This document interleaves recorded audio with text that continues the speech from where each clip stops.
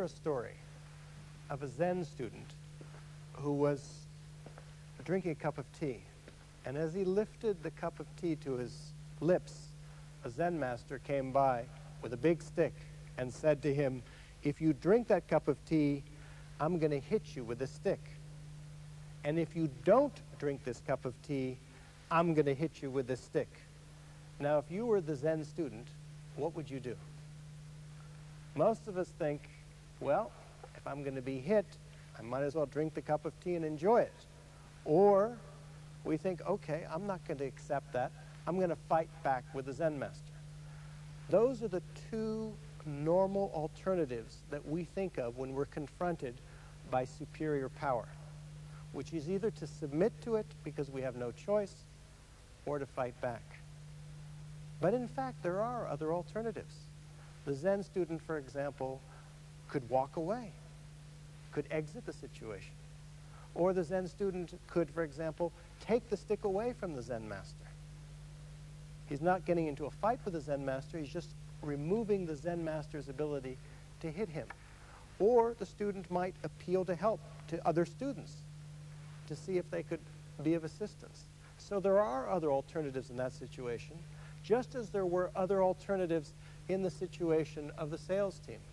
The sales team, when confronted with the client who demanded a 15% discount, might have said, okay, we can't do business with this particular person in this company. Maybe there's someone else in the company whom we can talk to see if we can reach an agreement. Or perhaps they could have gone back to their boss and asked their boss to call the other person's boss in that company, in the customer, to see if they could reach a deal.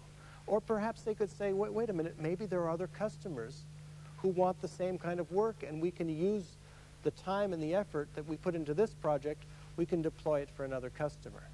So there are other alternatives in life. So one of the keys in negotiation, before you get into any negotiation, one of the most important things you need to do is to always think through, what is my best alternative? What am I going to do if I'm not able to reach agreement with the other side? Is there any way that I can improve or develop that alternative to make it more satisfactory to me? And it's also useful to estimate the other side's alternative. What are they going to do if they're not able to reach agreement with you? What would the customer do in that particular situation? Because sometimes we think the customer is all powerful, but think about it. The customer has invested 6 months of time and effort in that particular project. It might put their plans into disarray if they were to try to go to another supplier. So knowing your best alternative, improving your best alternative, and estimating theirs is an effective way to pursue your interests and to balance the power with a seemingly more powerful negotiator.